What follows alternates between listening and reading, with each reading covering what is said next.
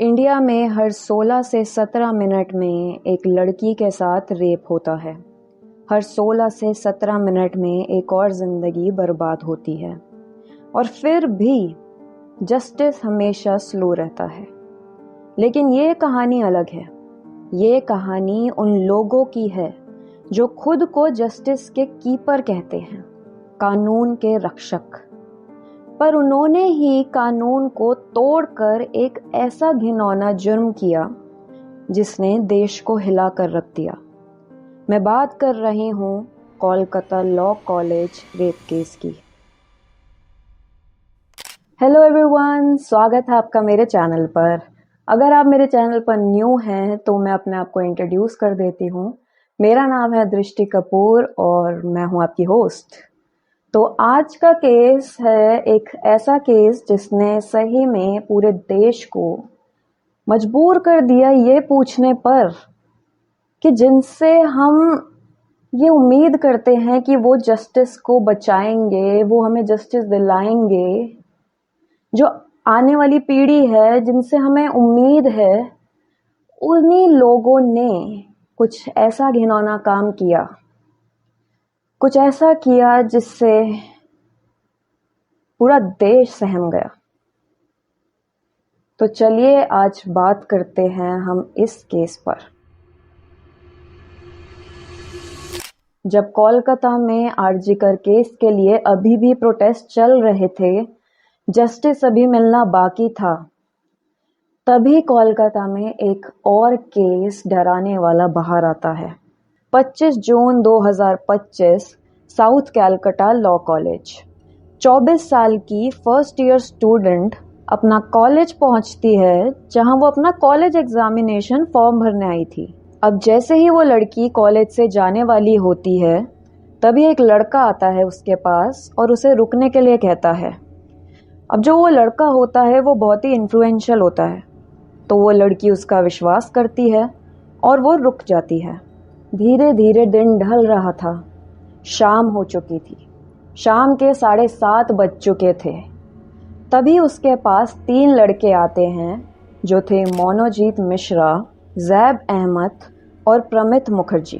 ये तीनों उस लड़की को कॉलेज के ग्राउंड फ्लोर पर बने गार्ड रूम में ले गए कुछ बात करने के लिए। उस लड़की को कुछ खतरा महसूस नहीं होता क्योंकि ये गार्ड रूम स्टूडेंट यूनियन के रूम के आसपास था। तो जैसे ही वो अंदर जाती है तो मोनोजीत उसे शादी के लिए प्रपोज कर देता है। वो लड़की साफ साफ इनकार करती है, वो नो कहती है। पर ये नो मोनोजीत के इस टॉक्सिक मेल ईगो पे लग जाता है और वो फिर अपनी दरिंदगी को अंजाम देता है। अब लड़की को पैनिक डिसऑर्डर था तो वो बहुत घबरा जाती है और वो मोनोजीत को कहती है कि उसका इनहेलर उसे दे दिया जाए। तो मोनोजीत उसे इनहेलर तो देता है पर उसके बाद भी वो रुकता नहीं। उसने उस लड़की के साथ जबरदस्ती करी। जब ये सब मोनोजीत अंदर उस गार्ड रूम में कर रहा था उस लड़की के साथ, तब बाहर प्रमित मुखर्जी और जैब अहमद पहरा दे रहे थे कि कोई बाहर आ ना जाए।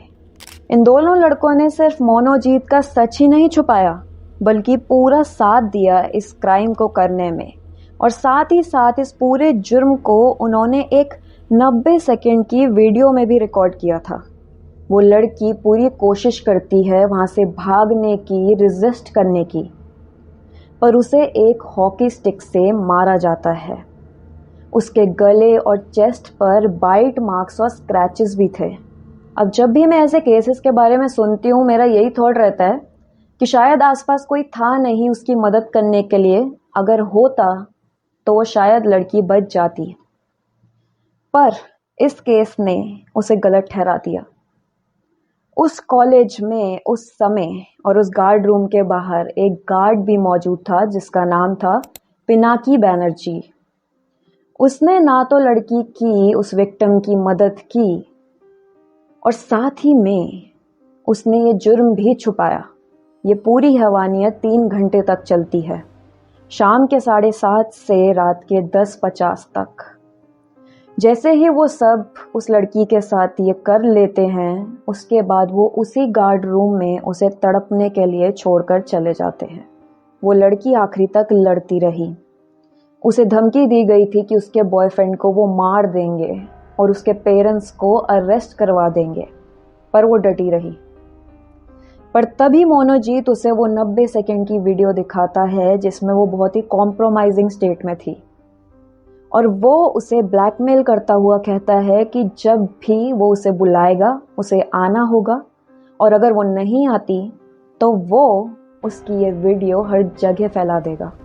सबके जाने के बाद वो लड़की हिम्मत करके वहाँ से निकल जाती है। उसको डर था कि अगर उसने कुछ किया तो उसके साथ क्या होगा, पर तब भी वो हिम्मत करके 26 जून को कस्बा पुलिस स्टेशन में कंप्लेन फाइल करती है। जैसे ही उसने कंप्लेन फाइल की, उसी दिन पुलिस ने मोनोजीत और जैब को अरेस्ट कर लिया था, और उसके अगले दिन 27 जून को प्रमित मुखर्जी को भी अरेस्ट कर लिया जाता है उसके घर से। इन तीनों के मोबाइल फोन जब्त कर लिए जाते हैं, जिसमें वो 90 सेकंड की वीडियो भी मिलती है। इसके अगले दिन 28 जून को पिनाकी बैनर्जी को भी अरेस्ट कर लिया जाता है। अब क्वेश्चन ये था कि ये मोनोजीत मिश्रा था कौन, और इसका इतना इन्फ्लुएंस क्यों था कि कॉलेज के बच्चे इससे डरते थे। कॉलेज का स्टाफ जो गार्ड था उसने कुछ नहीं किया। इवन मोनोजीत को कोई पुलिस या लॉ का कोई इतना डर नहीं था। तो चलिए अब हम जानते हैं कि मोनोजीत मिश्रा असली में कौन था। मोनोजीत जो मेन एक्यूज्ड है इस केस का, ये 31 ईयर्स का है, जो फॉर्मर स्टूडेंट था इसी कॉलेज का। ग्रेजुएशन के बाद वो अलीपुर कोर्ट में प्रैक्टिसिंग क्रिमिनल लॉयर था। वो साथ में एक temporary non teaching staff member भी था, जिससे 45 डेज के लिए वो कॉन्ट्रैक्ट पर रखा गया था इसी कॉलेज में। वो फॉर्मर लीडर भी रह चुका था टीएमसीपी का, मतलब उसका पॉलिटिकल बैकग्राउंड भी था। वो बहुत बड़े बड़े टीएमसीपी के लीडर्स के साथ काम करता हुआ दिखा भी है।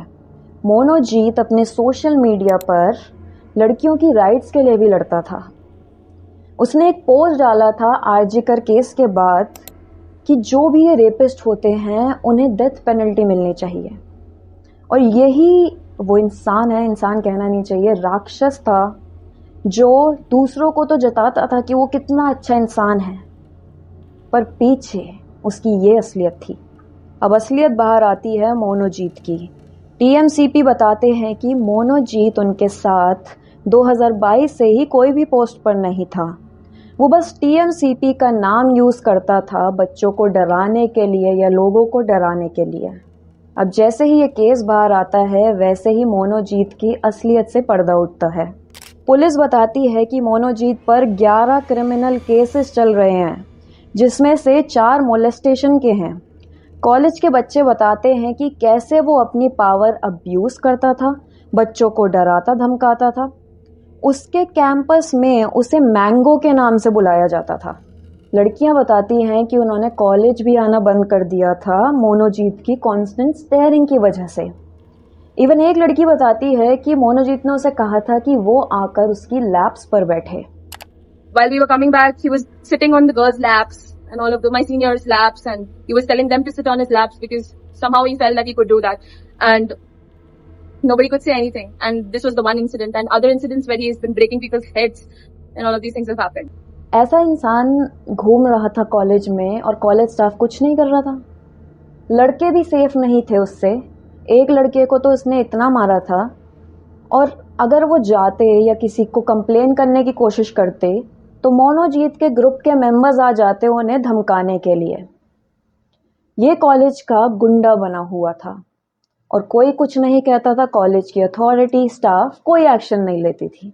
दूसरा आरोपी था जैब अहमद, जो सिर्फ 19 साल का था, फर्स्ट ईयर स्टूडेंट इसी कॉलेज में। जैब मोनोजीत के बहुत करीब था और दोनों अक्सर टीएमसीपी के इवेंट्स में साथ काम करते हुए भी दिखे थे। पुलिस के मुताबिक जैब इतना ज़्यादा इन्फ्लुएंस्ड होता है मोनोजीत से कि उसी के कहने पर वो इस जुर्म को अंजाम देता है। तीसरा आरोपी प्रमित मुखर्जी 20 साल का सेकेंड ईयर स्टूडेंट था। ये वही था जो सीसीटीवी फुटेज में दिखा था गार्ड रूम के बाहर खड़ा हुआ, और ये वही था जिसने वो 90 सेकंड की वीडियो बनाई थी मोनोजीत के कहने पर। ये तीनों मिलकर इस जुर्म के जिम्मेदार थे। इन्होंने ही इस घटना की पूरी प्लानिंग करी और फिर इसको अंजाम तक पहुंचाया। कॉलेज के स्टूडेंट्स बताते हैं कि कैसे ग्रेजुएशन के बाद भी मोनोजीत का इन्फ्लुएंस था, चाहे वो वहाँ पे था नहीं फिजिकली, पर उसका इन्फ्लुएंस चलता था। मोनोजीत अपने पॉलिटिकल बैकग्राउंड का बहुत गलत यूज़ करता था। वो लड़कियों को डराता था, उनकी बिना इजाज़त के उनकी फ़ोटोज़ खींचता था, उन्हें छूता था, और अगर वो कंप्लेन करने की कोशिश करती तो उसके ग्रुप के लोग आकर उसे धमकाते थे, डराते थे। ऐसे वो अपने पॉलिटिकल बैकग्राउंड का यूज़ कर रहा था। चौथा आरोपी था पिनाकी बैनर्जी, जो 55 के थे। ये एक सिक्योरिटी गार्ड था। जिस वक्त उस लड़की की मदद करनी चाहिए थी, उस वक्त पिनाकी ने अपनी आंखों देखी घटना पर पर्दा डाला। सीसीटीवी फुटेज में साफ दिख रहा था कि जब ये सब हो रहा था तब ये गार्ड रूम के बाहर ही खड़ा था, लेकिन उसने उसकी मदद नहीं करी। मदद तो छोड़ो, साथ में उन लड़कों का उसने साथ दिया इस पूरी घटना को छुपाने में। फॉरेंसिक टीम उस कॉलेज में पहुंचती है एविडेंस कलेक्ट करने के लिए, स्टूडेंट यूनियन रूम से, वॉशरूम से और गार्ड रूम से। मेडिकल एग्जामिनेशन से पता चलता है कि विक्टिम के साथ जबरदस्ती हुई थी। बाइट मार्क्स और नेल स्क्रैचेस मिलते हैं और इससे पता चलता है कि उसके साथ सेक्सुअल असॉल्ट हुआ था।